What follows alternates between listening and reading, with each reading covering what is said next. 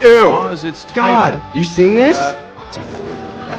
When I glanced down and saw the blood on the floor, my classmates behind me burst into laughter and jeers. My face burned with embarrassment, and I was on the verge of tears. I pressed my hand tightly against the stain on the back of my skirt, pretending to stay calm as I walked out of the classroom. It was my very first period. The moment I stepped into the bathroom, I could hold it in any longer.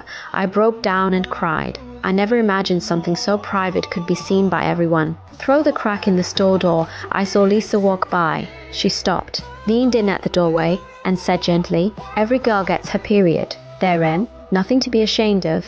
Then she handed me a clean pair of pants. She also said you wanted to get back at those guys who were teasing you earlier. In that moment, we became friends. The next day, I had barely walked into school when the class bully sauntered over and smirked. "Next time you get your period, call me, I'll help."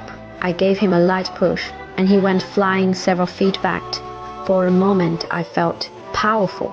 Because of the scuffle, we were both kept after school as punishment. But while I sat there, a strange voice kept calling my name, over and over, like it was whispering right in my ear.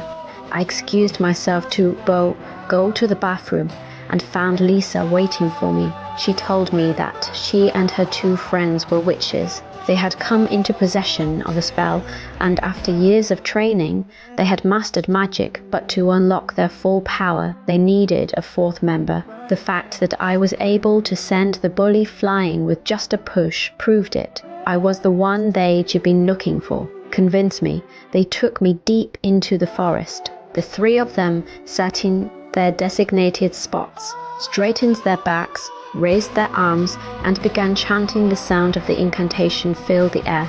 Then suddenly, time stopped. A butterfly hung frozen in midair. Lisa's eyes lit up with excitement. Edie done it. I was now part of their magic circle.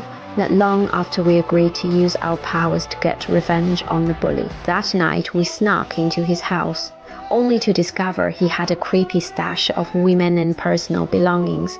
We exchanged disgusted looks. This guy was seriously twisted. We each took one of his personal items, cast a spell on it, and smeared enchanted water on his pillow. But suddenly, the sound of someone returning home echoed from outside. The others panicked, jumping out the window, and left me standing there, frozen. Just as the door swung open, time froze again, and in that suspended moment, we all managed to make it out safely.